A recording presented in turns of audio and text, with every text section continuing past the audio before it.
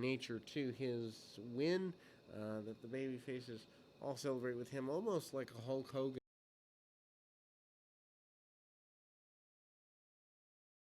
He dethrones the Iron Sheik kind of deal. That's kind of what that turns into there.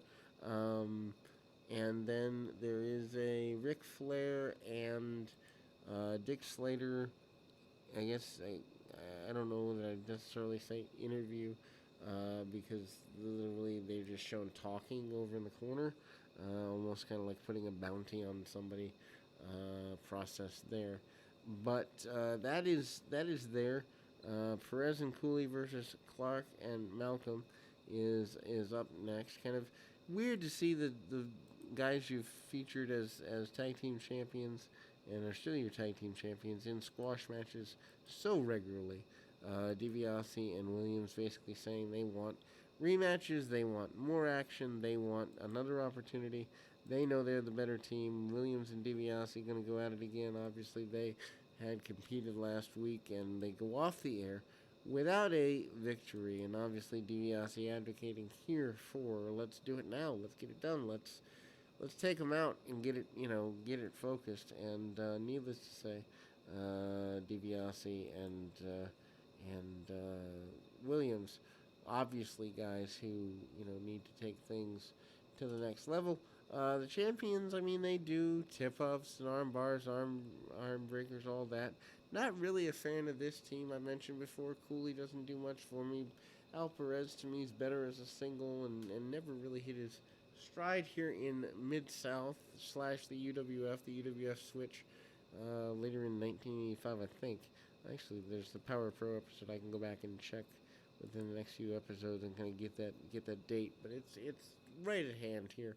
The national expansion and the name change to UWF. Big suplex by Cooley.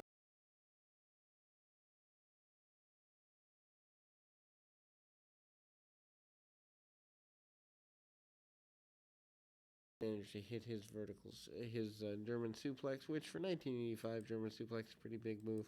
Gets a victory there, and that challenge is still there. Bruise Brothers up next, a tag team that have come in, come out, kind of gone left, right, up, and center. Troy Graham, I think, broke a limb here somewhere, cut that off for a little bit. Needless to say, the Bruise Brothers, though, managed to have a, they're doing kind of a mafia cowboyish gimmick. Uh,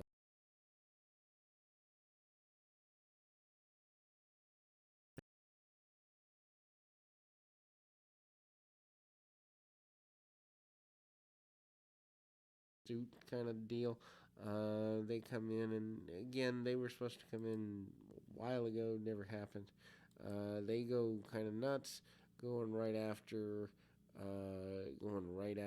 the team, and again, Bill Watts bringing in another easy for me to say African American team. Nothing wrong with that, but Watts always did go back to having more than at more than other territories, African Americans in featured roles, be it Butch Reed, Junkyard Dog, Master G, or whomever else.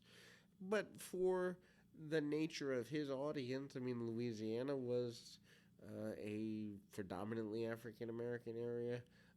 There were other territories and states that he ran, Mississippi, another one, where there was a highly active African American population who were into professional wrestling, and so it was smart booking at the time. I actually wish there was more racial diversity on national products now and people that were treated well. That's why I was such a fan of Keith Lee when he was brought up. I think that would be good for where we are politically and all that stuff. Anyway, big splash by one half of the Bruise Brothers gets the victory here.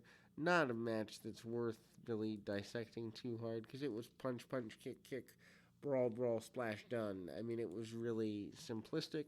Again, I haven't watched the November and December offerings, but I imagine the Bruise Brothers still continue in that vein. Another squash match up next here.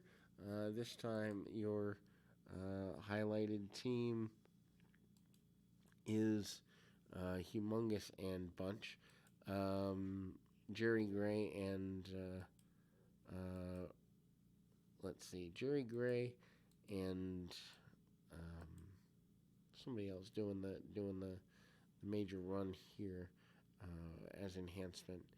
Um, Bruise Brothers, Jerry Gray, and Tony Falk. And again, I mean, you're going in a direction where, and I mean, I don't understand Bruise Brothers getting another match here, but again, that's a major brawl. Falk and Gray brought in to put over these guys. Punch, punch, kick, kick, basic stuff. And they kind of do the jucking and jiving. And of course, Coco Ware, who at this point I think is probably back in Memphis.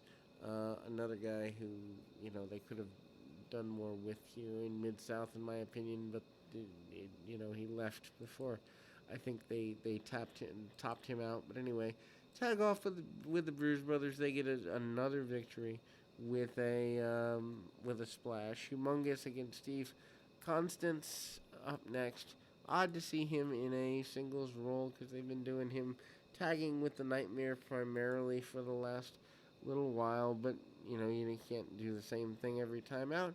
Sir Oliver Humperdinck again, his manager and advocate and all that good stuff. Constant gets a few offensive maneuvers, some forearms and that, but obviously Humongous is humongous, and he manages to cut off any major offense, chokes the man out. What I call at this point the wedgie backbreaker and the sleeper, and a victory there. First really competitive match of the process here. Jake Roberts and Dutch Mantell is what's up next here. And again, they've got I don't know, about 12 minutes left in the program and another match to do, so you're not going to get a lot out of that. Actually, two more matches in an angle.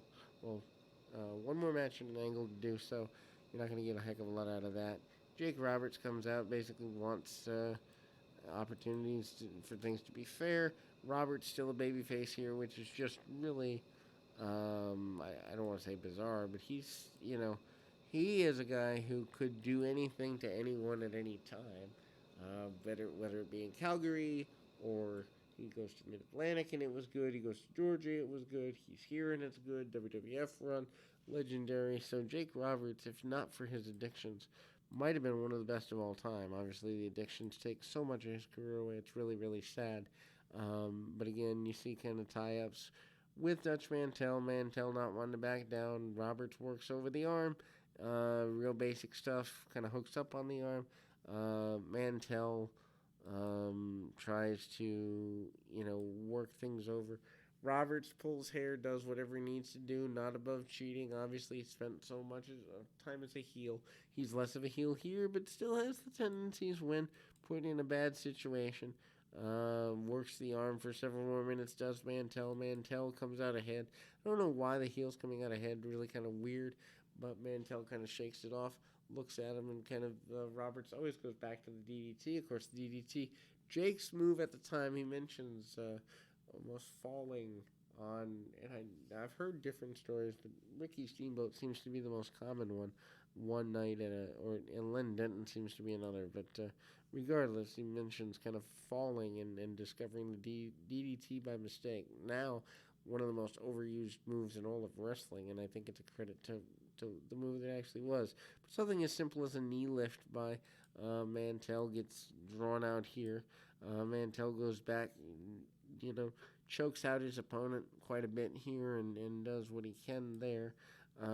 Irish whip, Roberts with a short shot, and actually manages to run right into the buckle knee first, and that doesn't go very well for Jake Roberts, having the knee injured, and although doesn't do as much selling when he gets up, rolls out, slides out to the floor. Roberts gets him to chase back around, and ultimately hits the DDT, gets the victory. 1, 2, 3, a win there. Buzz Sawyer and Dick Slater versus the Fantastics is up next. Odd tag team. Certainly kind of a weird deal there. but with about 13 minutes left in the program and a major angle to shoot, um, it's an interesting run. Mr. Unpredictable is now Dick Slater's name, and I can see where that name would come in handy. But anyway, Slater and the Mad Dog, kind of an interesting team there, and kind of unstoppable. Babyfaces run them out of the ring, and um, kind of a slower start. Tommy Rogers gets smacked in the face by Mad Dog, and he doesn't back down. So there's a little bit of gumption in Tommy Rogers at a different level. He does eventually fire back, which is a bit surprising. Dark Journey still on the outside of the ring for their adversaries to be worried about it as well, and kind of a tag off by the Fantastics. Fantastics and the Sheepherders end up rolling around in '86, but that is not yet here, and we won't get to see that full feud play out because they've stopped the WWE run at the end of '85. So that's really sad that maybe the UWF stuff is owned by somebody different. Don't really know what that looks like, but anyway, takedown and back off. Fantastics cut the ring off, this time on Dick Slater. Dark Journey is not the best actress at ringside about the peril that her man finds himself in. Slater sends Rogers to the outside. Of course, Rogers and Slater's had a singles match the previous week, so that kind of rolls along nicely, makes sense. Anyway, Rogers sends Mad Dog in to the ropes, does leapfrog, and then arm drags, basic stuff there. Mad Dog manages to go for and successfully navigate a choke hold. Hard shots by Slater. Slater, manages to get whatever he can out of things there, and big swinging neck breaker by Slater, which he later became a little more known for. Fulton comes in and gets tossed to the outside. Dark Journey actually does take a small shot at Dick Slater, at Fulton, and then Slater gets him back in. Hanging suplex, kind of the almost reminiscent of a brain buster that Dick Murdoch would use. Anyway, roll up by Fulton on the Mad Dog. Mad Dog manages to go for that running backbreaker that he's been known for over the years, and that doesn't come all the way together, but roll out, finally a hot tag by Tommy Rogers. Rogers comes in, tries to get things going back his way for his team, and does a bunch of crisscrossing, and then gets caught with a flying forearm of sorts by Sawyer. Sawyer manages to get a almost knockout win there. And then Hacksaw Duggan introduces his wife at the time, and I believe still his wife. I think they're still married all these years later. As his valet, Deborah Duggan. He basically says women belong cheering their men on. Don't necessarily belong having somebody else out there, at ringside. Not a place for a woman to be. Making fun of Dick Slater in the process for that. Slater comes back out, and Dark Journey brings that back around. Duggan's wife gets clobbered in the process. He gets laid out, and El Casario is there, kind of standing around with his thumb kind of firmly planted in his own butt. Anyway, Dark Journey gets involved, and there is a brawl between Duggan and Slater, and Deborah Duggan and Dark Journey kind of waiting around, kind of there. I guess that's where the feud was going to go, is between the two of them. Buzz Sawyer is the one that takes Duggan's wife out in the corner, and Duggan literally almost in tears over that. The layout of Duggan pretty intense. He's bloodied and beaten up, and his wife has been completely obliterated. Worth an angle going out of your way to see just how to use a woman who is not traditionally in wrestling in an angle to get things over. But that will close us for October. Till next time, keep your feet on the ground, your mind in the moment.